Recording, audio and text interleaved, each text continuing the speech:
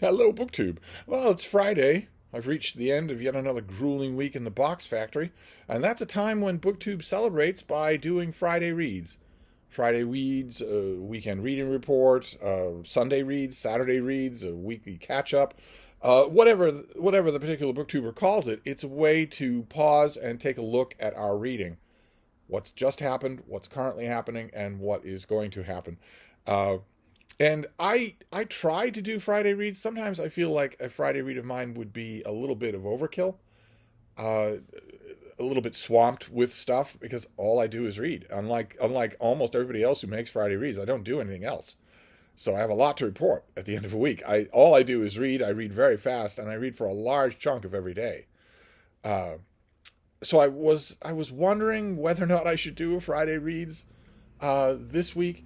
And Elizabeth at Bookends and Books said that if I don't do a Friday reads, she will, how did she put it? Uh, Grind your face into the mud like the poppies in Flanders Field.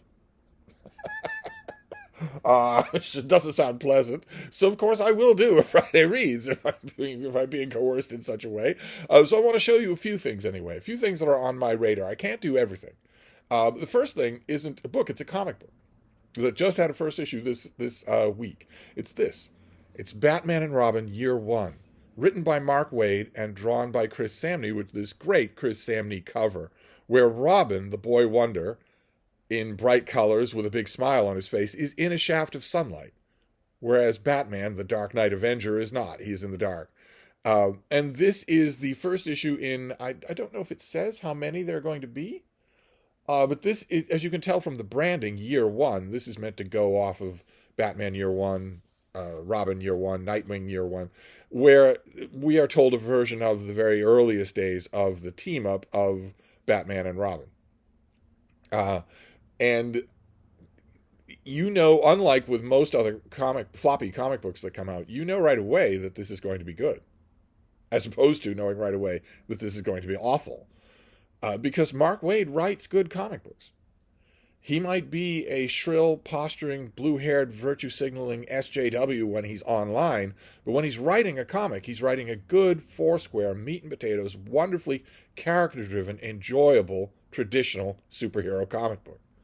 And Chris Samney is great. His artwork is incredible. And this was really, really good. It was predictably really, really good. Of course, when you're going to do something like this, you're going to be sorry to start off with a comic book, but Hannah insisted. When you do something like this, you're going to be not only flouting 60 years of continuity, but also creating new continuity. There's no way around it. There's no way to to do a faithful version of the earliest days of Batman and Robin, because those earliest days have been portrayed many, many different ways, contradictory ways. I mean, if you were being completely faithful, then Batman and Robin Year One, issue number one, would take place in 1939, which would make Batman 100 and something now, which wouldn't work at all. So you're going to have to change things. I thought this was rather well done. It's a very rare weekly comic that makes me eager to get the next issue, and this one did. Then we have something by John Banville. John Banville is one of those odd Graham Greene type authors who does a split brain approach to literature, where he will write serious works of literature, so-called serious works of literature, and also what Greene referred to as entertainments.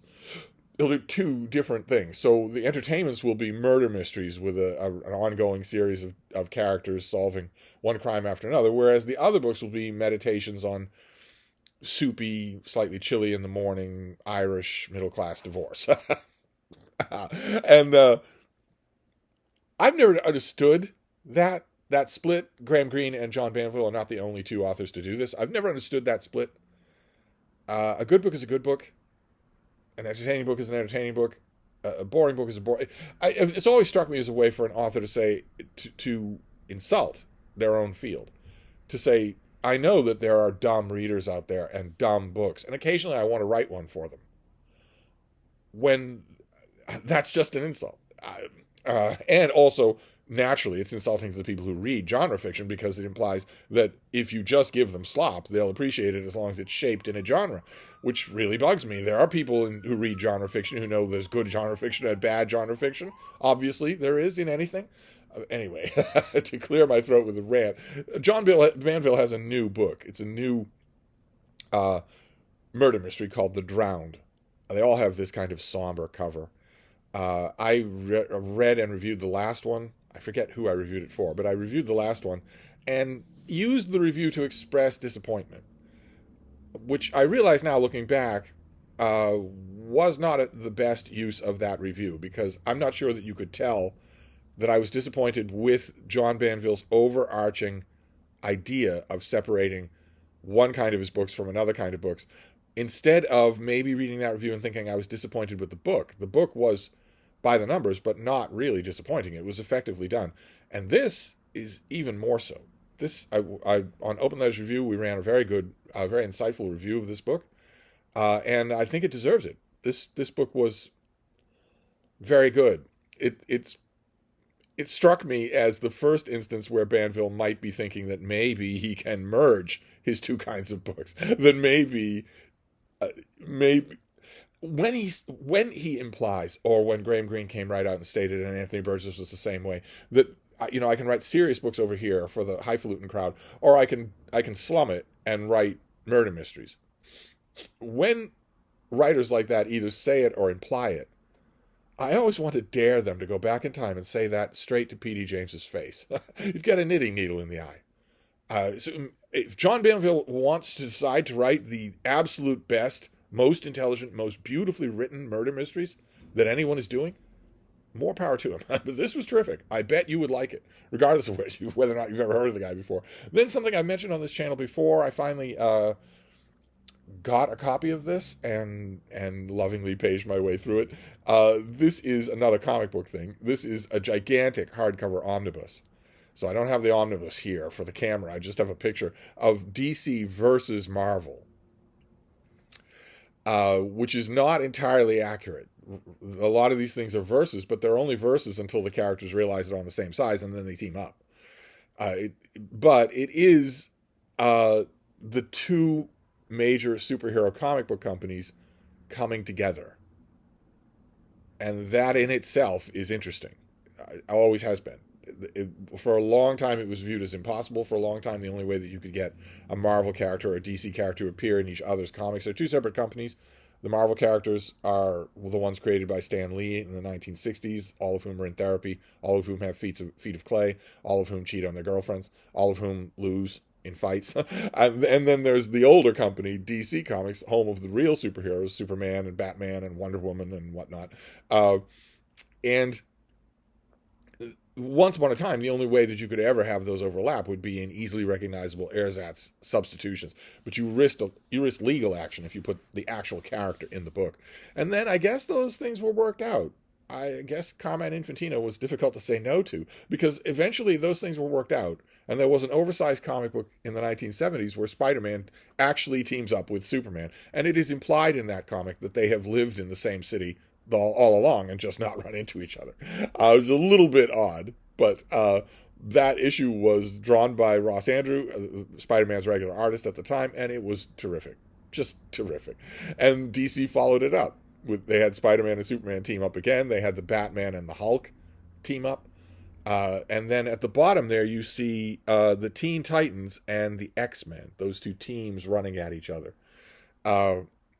Reflecting the time when that team up was made, when those two teams were runaway hits for each company. The Teen Titans and for DC and the X-Men for Marvel, they were runaway hits for each company. So it was natural to team them up as well. And that team up was done with artwork by Walt Simonson, and it was terrific. Most of these things have been terrific. The team up between the Hulk and Batman had artwork by Jose Luis Garcia Lopez. It was just beautiful. Just beautiful, beautiful art. An absurd story, but beautiful artwork. And this omnibus combines, it collects all of those and a whole bunch of other team-ups or meshings of the two companies. And The omnibus is too big. It's too heavy. It's unwieldy. It was impossible eye candy to resist. But still, these things are enjoyable. But I think I want them individually, or I would certainly take an Epic Collection paperback reprint of this. Of course, uh, you have to make some sort of stab at equivocation here. You have to sort of make the two companies, the two rosters of characters have to maybe kind of sort of even out somehow, which is nonsense. Uh, that's not the Hulk is not as strong as Superman, not even close. The Hulk is not as strong as Wonder Woman, not even close. Batman would have no trouble taking down a mindless green monster, no matter how powerful that monster was. The Teen Titans, one of their members alone, Wonder Girl, could handle the X-Men. but anyway, you already know where I stand on that divide. But these still manage to be really good issues. Then we have a Star Trek book. We're out of season for Book Trek, but I still read any interesting looking Star Trek book that comes along. And this one is it seems to have two titles: Open a Channel and A Woman's Trek. It's by Nana Visitor, the actress who played Kira Nerys on Deep Space Nine. And Open a Channel refers to the command that was often given to Lieutenant Uhura by Captain Kirk in the original series, where she was the communications officer on the bridge. And if Kirk wanted to talk to whatever he was looking at on the screen, he would tell her to open a communications channel. And it's a story of women in Star Trek. And that's the cover. And that is also the price you pay for having the star write the book, is that the star has to be front and center on the cover. That is Kira Nerys in the middle of the cover. And those of you who are Star Trek fans can see the blasphemy right behind her. Right behind her shoulder is Captain Catherine Janeway, the first female starship captain to helm her own TV series, who should have been front and center on this cover, and who is a far, far more interesting character than Kira Nerys, who is an interesting character. Also, right behind her other shoulder, you see Star Trek Discovery's Michael Burnham, who has a man's name, but she's a woman. Do you have a problem with that? It's always been true. Didn't you notice? She's not just take charge girl boss who don't need no man. She's also Mr. Spock's older, smarter, stronger, and more Vulcan sister, who cannot be violently written out of continuity fast enough. Where is Q when you need him? But then you have a whole bunch of other characters there. You have Beverly Crusher and Tasha Yar and Seven of Nine. There's a whole bunch of other characters here and what this book is, I guess I haven't actually gone through it yet, is a collection of interviews, profiles of these characters, maybe some questions about whether or not there'd be controversy if to have high-ranking women in Trek and whatnot. It should be fascinating. It was a thing that Star Trek was known for back in the 60s. Plenty of people wrote essays for dot matrix printed fanzines about how the women in this show are not like women in other shows. Then we have something that I have read now once. I am waiting for the finished copy because I want to read it again. I want to pay attention to it. It's Our Evenings by Alan Hollinghurst, who is a major author. He is a major author writing books in our midst. So when he writes a new book, you have to pay attention to it. I have to pay attention to it. I have to sit down and grapple with it, figure out what it represents as a novel on its own and as an addition to his body of work. And there are large parts of this is a very, very familiar book to him, Alan Hollinghurst, much like, I would argue, one of his strongest predecessors, Anthony Trollope, he's working out a very small body of themes. These are gay novels, but the main theme is the outsider peeking into an opulent world that would ordinarily be out of reach for their social status. That tends to happen in every one of his books, one way or another. He plays around with it a lot. He's not complacent, but it tends to happen in every one of his books. It happens in this book. There are passages in here that I thought were wonderful and almost There were things also that I found weird and a little bit maybe even feeling unfinished about it, and I know that's not true. Hollinghurst took a long time to write and rewrite this book, so there's nothing in here that is unfinished. So if a passage or a character or a theme feels unfinished to me, that means I want to go back. I want to get to know this book. So I will be reading it again. When I get a finished copy on this channel, I'll hold it up on camera. When I was showing you this in a forthcoming books video, I ranted about the cover. Of course, I ranted about the cover. The action portrayed on the cover gives you lung cancer. I'm not talking about the fact that it gives everyone around you lung cancer. That is true. I'm not talking about the fact that it makes you smell like an exhumed corpse. That is true. I'm not talking about any of the rest of that. I'm talking about the product, the action on the cover gives you lung cancer. So this cover makes as much sense as if it were a blurry real-life still of someone jumping off a high-rise building.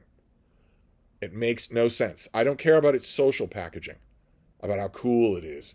That action gives you lung cancer, which is, needless to say, a horrifying way to die, something you wouldn't wish on your worst enemy. But I'm not going to rant about the cover again. I'm not going to rant about the cover again. The book was superb, but also tangled in the way that superb books often are. I need to go at it again. The same might be true of this next one. I read this next one at a fever clip, and I loved it. Oh my God, I loved it. But I need to read it again in context, which is a huge undertaking. This is John Gwynne, who is one of the best fantasy authors working today. And this is the third and final volume in this series, The Fury of the Gods. They all have Norse elements to the cover.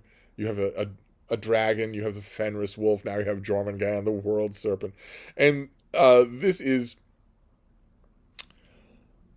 Well, some of you will be familiar with grimdark fantasy, exemplified by things like Joe Abercrombie. This is not quite that. This is more heroic than that. Although it does have incredibly dark moments and incredibly dark characters, and also a sense of freewheeling anything can happen that was definitely present in this author's last trilogy, his previous trilogy. Any of you who've read that will know that you really can't be sure that the character you're reading, even if they've been around for a whole book, is going to live through the next scene. You really can't be sure of that. And where once at the beginning of the first book in the series, I thought that was just a nihilistic gimmick, I now rather like it. I don't think it's a gimmick. I don't think this author does gimmicks, except for the gimmicks that I'm not sure he's aware of. I've said many times before that his scene setting and his pacing especially is totally born of the plastic media, of TV and of movies, and especially TV. It's totally born of that. He might deny it. He might say, I've never really had time for TV, but I simply do not believe that. Go into his study when he's not around and open the cabinet that contains his DVD sets. I bet I know what's in there. And that's true in this book as well. But if I'm right that he's copying those things from movies and TV, he's copying from the best. He has imprinted the best of that kind of pacing because you won't stop reading. I didn't stop reading this. The only problem was I got it and just blew through it, and that's not the right way to do it. I have the luxury of time. I have the luxury of reading speed. What I should do with this book, and what I will do before the end of the year, is reread the first two books, and then read this. Read it as a piece. But there were no missteps. The ball is not dropped. Oh, speaking of Jormungand, the Midgard serpent. Speaking of the Fenris wolf. Oh, hi, baby. Oh, hi. The Fenris wolf is only 10 pounds. Do you want to come down here? Huh? Come on down here, baby girl. There you go. There you go. Oh, oh, there you go. Elaborate stretching. Oh. Oh. Oh. She's had a rather bad allergy thing. Something set her off. I don't know what it was. Maybe it's something she ate when David was here or whatnot, but she's getting over it now, so that's great. She's not quite so obsessive with the itching. But anyway, all right, we're going to move on with this Friday Reads because I don't want to run afoul of Elizabeth at Bouquets and Books, and neither do you. This next one, this was tough. This was tough. This author's books are tough. The author is Spencer Clavin, and this is his new book, Light of the Mind, Light of the World. And it's got vaguely universe-style dust swirling around a stained glass window, and it has an introduction by Stephen Meyer, a science-denying fraud from the Discovery Institute, who says that evolution looks directed, that the cell seems to contain information that is coded. And where do we see information that's coded except by a coder? But who absolutely does not say that the coder could be Brahma. Absolutely, he does not say that. And neither does Spencer Clavin. This also is, it's far more readable than anything that Meyer wrote, and therefore far more dangerous. This is far more intelligent stuff, but what Spencer Clavin is doing here is saying that the world is created and run by goblins. And not just any goblins, but the goblins that he likes. The goblins that he thinks are real. And he doesn't think that your goblins are real. He doesn't think Marduk is real. And he has no reason for that except for his own institutional upbringing, except for his own mind washing. That's it. He doesn't have any other reasons for that. No one's ever met any goblins of any kind. The reason that he studies and ponders the writings of the Stoics and the philosophers and the Gospels and Homer, especially painful how much he loves Homer and how much he gets Homer. He's very good to listen to on Homer. That's especially painful. And listen to, by listen to, I mean he has a YouTube channel. He's a young man. He's doing his best to stop that. He's doing his best to counteract the fact that he's young because he's a tobacco addict, a huge tobacco addict. So he has tiny black nodules on the upper quadrants of his lungs and in his soft palate. I guarantee you he does. And those tiny black nodules are not grains of sand. And they don't have all sorts of open pathways to go on. They're precancerous masses. They only know how to do one thing. They only know how to metastasize. They know how to grow. They know how to get worse. And they don't care if they're going to kill their own host. That's all they're going to do. And they are going to do it. They aren't just going to sit there as little grains of sand. We'll get to that in just a minute as to why he's especially a tough case for me. That's all that this is Christian special pleading, Christian science denial. Ultimately, that's all it is. It's extremely eloquent. It's extremely well written. It's also extremely well paced, something that he may have learned from his father, who was also a novelist. And his father is also really good. Stuart Clavin's novels are very enjoyable to read. At least the ones that I've read I've heard that some of them are loopier kind of Christian fiction, but he has a novel out right now that it was good. It wasn't great, but it was good. You won't stop reading it. Same thing with Spencer Clavin. He's enjoyable to read, thought-provoking to read, and that's dangerous because he is just a God botherer. That's ultimately all that he is. He is saying the ancient works of literature, even though he seems to love them on their own, he's saying that what we call science, and he very much does not like science, he does not like anything post-Enlightenment, that all of that is to the greater glory of, and then he names a goblin. He names whatever goblin he wants. He doesn't name any others. He won't accept any others. It's the usual three-card Monte game of the fundamentalist religious, that they, I have come to believe that these things are essential elements of the universe, but only my things, not your things. Which the fact that you have to make a discrimination at all, it should be all the proof you need that none of these goblins exist. If you have to pick and choose something you've never seen, something you've never heard, something no one's ever seen or heard, why not just say none of them exist? But I read this anyway. I'm sure I read his last book. I'm sure that I will continue to read any book that he writes. And the reason that it bugs me, the reason that I'm using this tone, which I won't use with any other author on this list, is because Spencer Clavin is young. He's a good-looking young man, which means I feel like somebody let him down. I feel like he could have been saved from the path that he's on, from the Ben Shapiro Daily Wire path that he's on, the right-wing grift circuit. He could have been saved from that. When he was forming his identity, I would say, looking at him, I would say probably about 7 years ago, he could have been mentored onto a different path, a path that was not misogynistic, a path that was not entirely based on a mouth-oriented drug addiction, a path that was not Christo-fascist. He could have been put on a different path. If 7 or 8 years ago he was looking for an identity, okay, that's fine. At that age, young men are looking for an identity. I'm not faulting him for that. It's just the choices. Oh, anyway, let's move on to happier stuff. Well, not happier subjects. This is by Jim McCloskey and also John Grisham. They wrote a book called Framed, a nonfiction work about the American prison system. And I blew through this thing.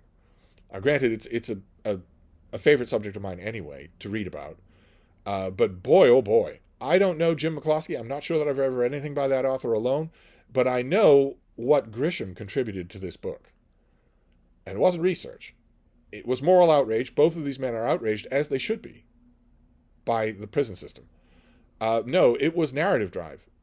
Grisham knows how to keep a narrative going, and boy, oh boy, does this book benefit from it. You should read this. It's important for Americans to read on this subject anyway, but a lot of the books that are written on the subject are either too angry to be entertaining or too entertaining to be angry. This is a perfect candidate to both, and it will, thanks to Grisham, it will be on the front table of every bookstore in the country, which doesn't usually happen with prison reform books like this. So you should definitely read this. Your library will have it, and it will open your eyes. Then this thing here, I think I got this through one of those. I get email offers every day from companies that are collecting that day's ebook deals, either $1.99 or $2.99 or 99 cents or free. I get a lot of those. I signed up for a lot of those once one of you made me aware of them. The key is something horrible. The key is something you don't want to hear about. It's called self-control. I know it's too early in the morning, isn't it? Even at 9 at night. The key is self-control. The key is don't ever pay for any of these things. Don't pay for anything. Have enough self-control not to hit buy when the price is 99 cents. Simple. Simple as that. Every one of these email offers has something at least that's free, and a couple of the ones that I get every day are entirely free. Every single book that's listed is free. It's the free ebook that day. The indie authors are hoping if I give you the first book for free, maybe I'll make a reader of you. That has happened often with me, so it's a good strategy. I think that's where I got this. I would ordinarily not have clicked on it, but Sarah at the Bookish Knitter is temporarily out of commission, having had major surgery. unlike a lot of hothouse flower booktubers who are out of commission for an entire month if they have a hangnail, she had major surgery, and that's why she's out of commission. I felt like somebody in our little corner booktube needed to take up the slack with cozy mysteries, because she's recently been indulging in a sweet tooth for cozy mysteries because she's been in the hospital. Who wouldn't? So I read another cozy mystery. I keep trying to like these things more than I do. This is by Thea Cambert, and it's called Murder Between the Lines. And that cover is apropos, because this is about the owner of a small-town bookstore, of course, in the Great Smoky Mountains, who has two quirky friends, of course, and they regularly get together up on the roof garden for brunch, of course. And it's a small, quirky town, and there are autumn leaves blowing everywhere, and it's a small, quirky bookstore, and there's a murder. And the local police chief, he's a little bit befuddled. So these amateurs jump in to help. It's pure cozy. And I don't know. It cannot be, considering how many cozy mysteries I have read, it cannot be that I am faulting these things for poor execution. Because there's no chance, given the odds, there's no chance that I would only have hit badly executed books.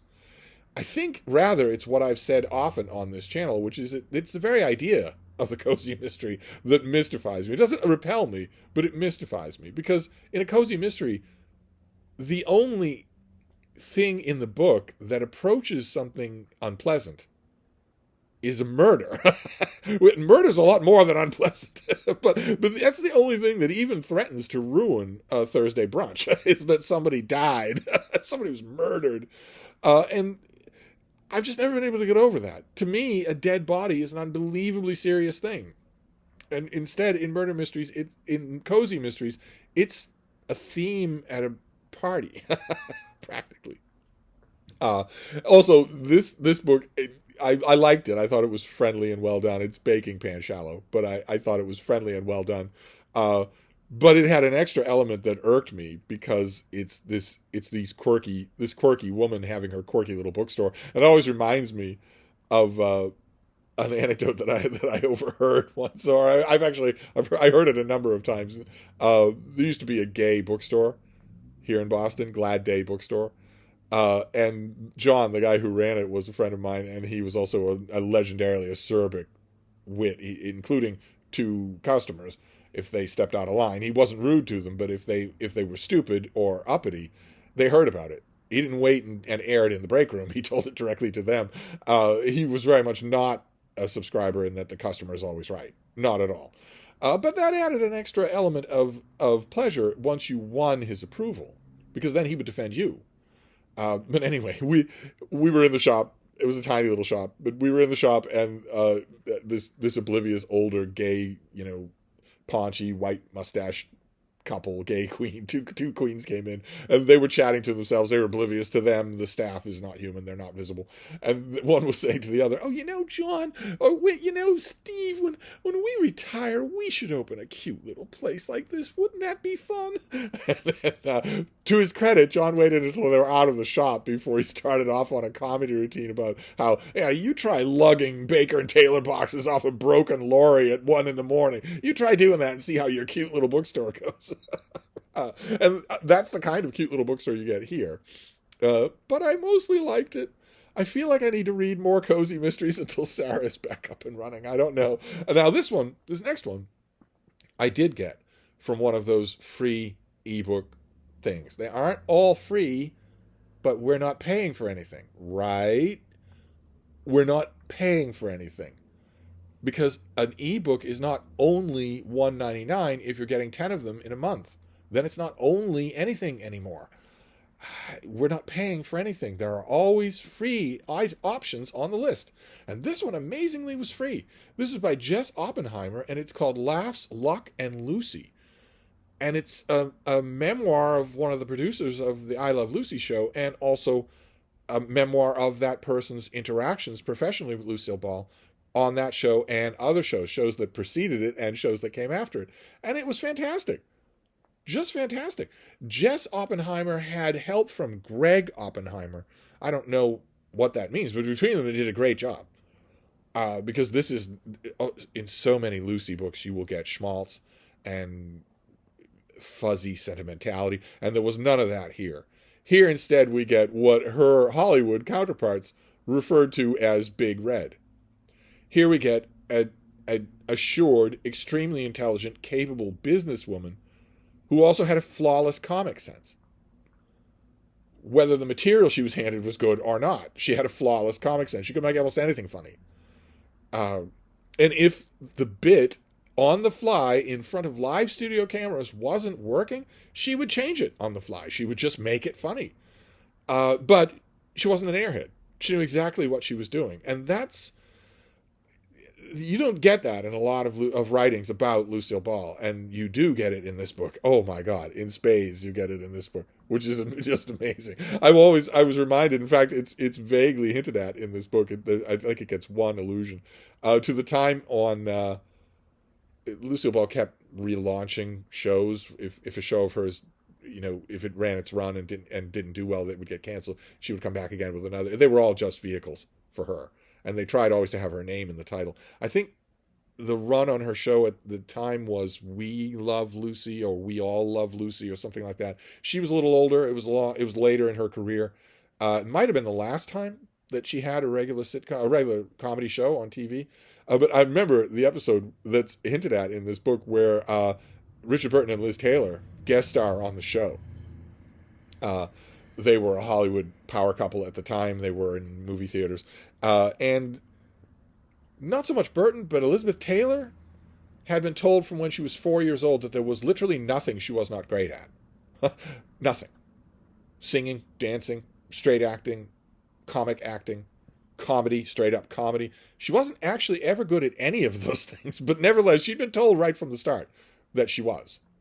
She wasn't.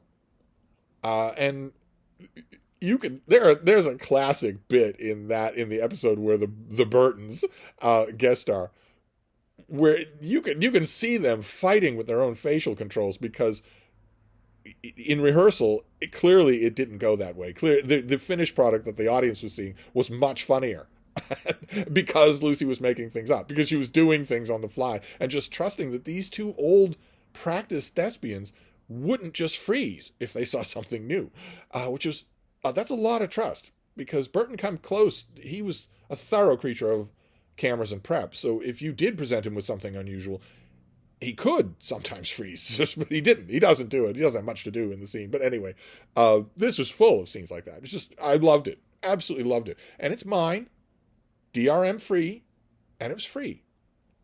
Not bad for those services. Then we have a secondhand book. I, again, like that omnibus. I'm not going to lug it on camera.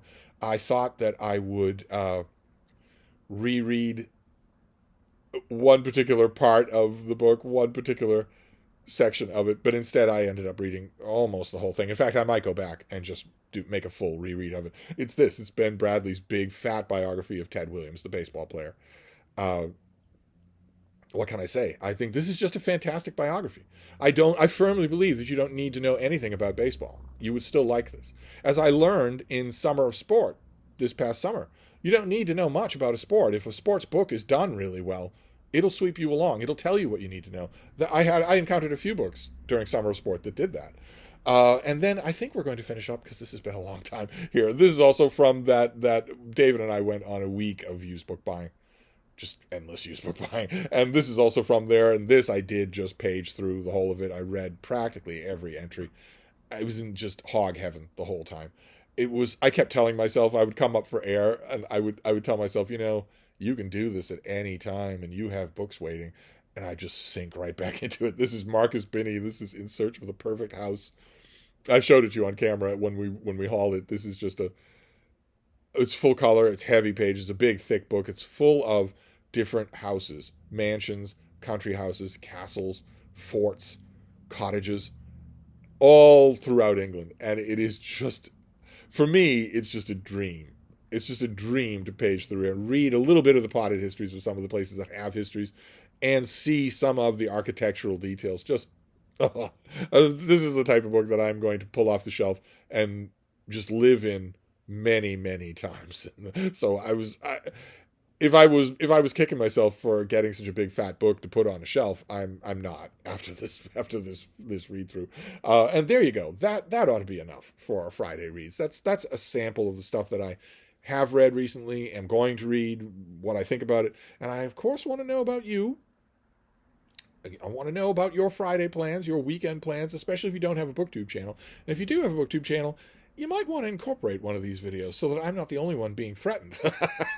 But I'd love to hear what you're reading this weekend, what you're reading this coming week, what projects you're involved in. Love to hear about it.